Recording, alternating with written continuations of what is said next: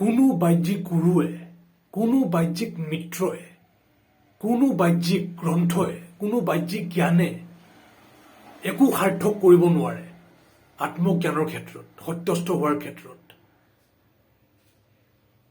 সেইবোৰে নিজ নিজ সীমিত সামৰ্থ্যৰে কিছু ইংগিত দিব পাৰিব। সেইবোৰৰ পৰা কোনে কি গ্ৰহণ কৰে, কিদৰে, প্ৰত্যেকৰ নিজৰ নিজৰ ওপৰত কথা। সেয়েহে বিবেকী নিজস্বতাৰ বাহিৰে আন কোনো সঠিক উপায় নাই।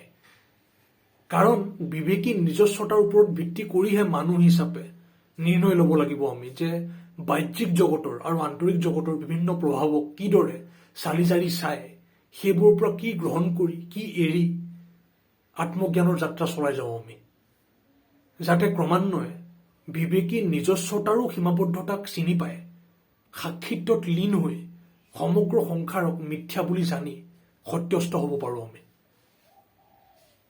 যিমান সোনকালে বুজি পাওঁ সিমানেই ভাল আমাৰ বাবে। মিথ্যাক সত্য বুলি গণ্য কৰি তাতেই লাগি ধৰিলে সমাধান নোলাব।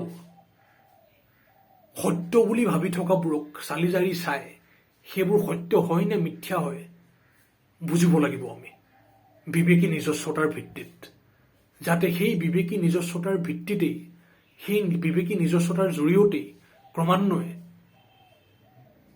সাংসাৰিকতাৰ পাৰলৈ গৈ সাক্ষী হ'ব পাৰোঁ।